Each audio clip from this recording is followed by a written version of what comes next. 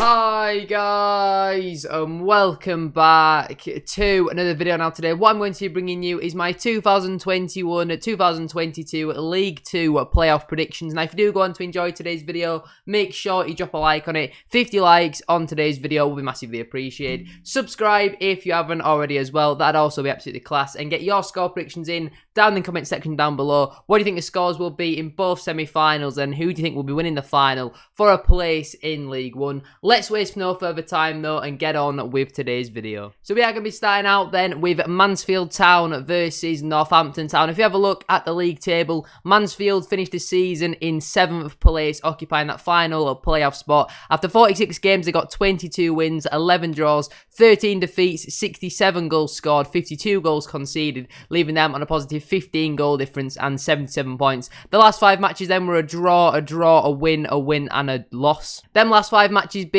a 2-2 draw at home to Forest Green Rovers, a 2-2 draw away to Salford City, a 2-0 win at home to Stevenage, a 2-0 win at home to Crawley, who went down to 10 men in that game, and then a 1-0 defeat away to Carlisle. If we have a look at Northampton, then obviously they missed out on automatic promotion on the last day of the season on goals scored, not even goal difference, not points, on goals scored, because Bristol Rovers beat Scunthorpe United 7-0, and because Northampton only beat Barrow 3-1, it did end up meaning that Northampton dropped into the playoff places, so they finished 4th in the table. After 46 games, they got 23 wins, 11 draws, 12 defeats, 60 goals scored, only 38 conceded though, which is the lowest in the league. The second lowest is Exeter on 41, so you've got to give them credit for that. They had a positive at 22 goal difference and finished on 80 points. The last 5 matches were a win, a draw, a win, and a win, so they pretty much did all that they could to finish in the automatic promotion place, but it still wasn't enough. Their last 5 matches were obviously that 3-1 win away at Barrow. They did also go down to 10 men in that game. Liam Roberts got a red card in the 91st minute. So stupid that they're going to be without one of the best keepers in the league for me this season, if not the League 2 goalkeeper team of the season. He's been fantastic this season as Liam Roberts. A moment of madness though sees that he won't be available for, I presume, the whole playoff thing. I presume it'll count for all 3 games if they do go on and get to Wembley, because it was just stupid for him to punch the ball when he was nowhere near his penalty box. Before that game though, they had a 1-1 draw at home to Exeter, a 4-2 win away to Leyton Orient, who went down to 10 men, a 3-0 win at home to Harrogate, and a 2-0 win away to Oldham, who also went down to 10 men in that game. If we have a look at both teams' top scorers this season for Mansfield, it was Reece Oates. He finished on 11 goals and 6 assists after 42 games. He averaged 0.31 goals per 90, scoring a goal every 288 minutes. He took 80 shots throughout the season with a 14% goal conversion rate, but 54% of his shots were on target. That then compared though to Northampton. Their top scorer this season was Sam Hoskins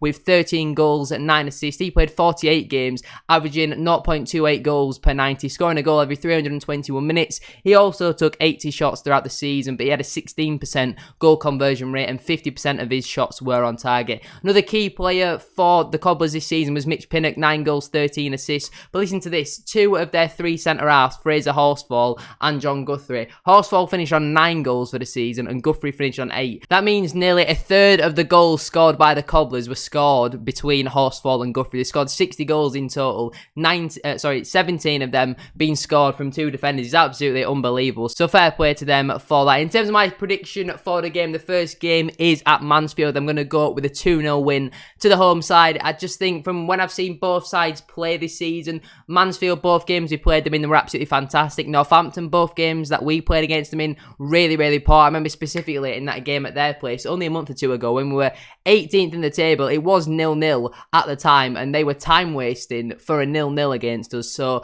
that is probably their karma for why they didn't end up getting promoted. In the end, you cannot be time wasting at 0-0 at home to a team who were not, I wouldn't say battling relegation, but they're nowhere near the top half of the table. And it was really, really strange, to be honest. And yeah, they weren't great in that game. Then in the other fixture, I'm going to go with a 1-0 win to Northampton. That does obviously mean Mansfield will progress through to the playoff final with a 2-1 victory on aggregate. And then in terms of the other fixture, Swindon Town versus Port Vale. If you have a look at Swindon this season, they finished 6th in the table. After 46 games, they got 22 wins, 11 draws, 13 defeats, 77 67 goals scored, which was the most in the league, but they did also concede 54, which is the highest out of the top 10 teams. That leaves them though on a positive 23 goal difference and 77 points, the same as Mansfield, but obviously they did have a few more goals scored throughout the season. They finished with a win, a win, a win, a win, and a loss in their last 5 games. Them last 5 matches then being a 3-0 win away at Walsall, a 2-1 win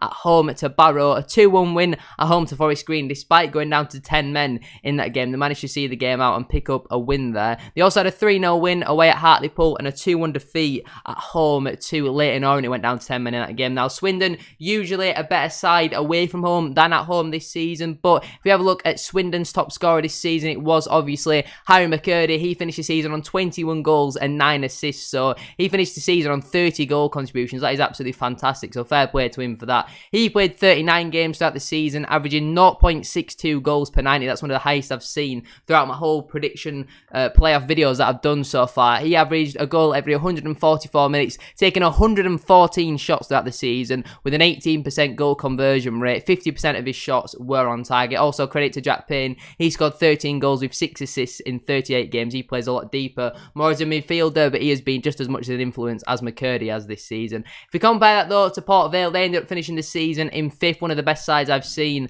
at Valley Parade this season. They completely ran the show, and that was with Mike Hughes as our manager, but they ended up finishing 5th, as I said. After 46 games, they got 22 wins, 12 draws, 12 defeats, 67 goals scored, 46 goals conceded, leaving them on a positive 21 goal difference and 78 points. The last 5 matches were a win, a loss, a loss, a loss, and a win, so not great form, only picking up a possible 6 points out of 15. But if you have a look at their last couple of results then, they had a 1-0 win away at Exeter on the final day of the season, a 2-1 defeat at home to Newport County. That game being on Sky, it was not a great performance from Port Vale whatsoever. They had a 2-0 defeat away at Walsall, a 3-1 defeat at home to Bristol Rovers, and a 1-0 win away at Hartlepool. If you have a look at Port Vale's top scorer this season, it was Jamie Proctor. He scored 13 goals, also had 5 assists throughout the season. He only did play 32 matches, so he averaged 0.52 goals per 90, averaging a goal every 173 minutes. He took 50 shots throughout the season, 26% of them ending in a goal, and 48% of his shots being on target. Also, special mention to James Wilson and Ben Garrity, who also did finish the season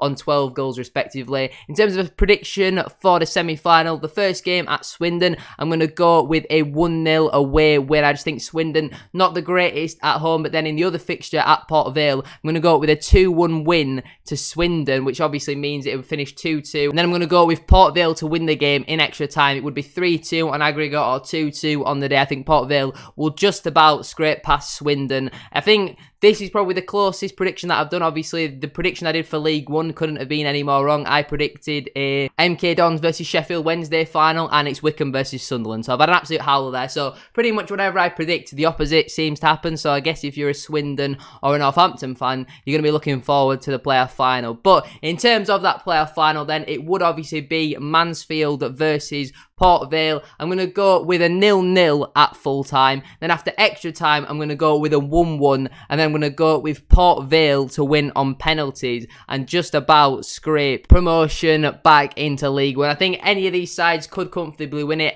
Apart from Northampton, I think all the sides have had at least one good performance against Bradford City this season. I obviously can't judge a whole team based on 46 games, and I don't support that club. I can only really judge them on what I've seen. And from what I've seen, I think Mansfield and Port Vale, definitely the two strongest sides, with Swindon maybe a little bit below that. Northampton, not the greatest footballing side, you know, the way that they do play. It's not the prettiest to watch. It is quite boring, and this season it's been effective. You know, defensively they've been fantastic. If you go 1-0 behind against Northampton, they will be taking 30 seconds to take a throw in, 2 minutes to take a goal kick. They will run that clock down. They are one of the best teams, along with Forest Green and Wycombe, at running the clock down. So I mean, as much as it's frustrating if you're on the receiving end of it, it is effective, and you've got to give them credit from that point of view. But anyway, that is where I'm going to leave it for today's video. If you have enjoyed, as I said at the start of today's video, a like as always will be massively appreciated. Can we try and hit 50 likes? That'd be absolutely class. Make sure as well you are subscribed with your post notification bell on. I would massively appreciate that. Get your score predictions in down in the comment section down below. Who do you think will be getting promoted into League One?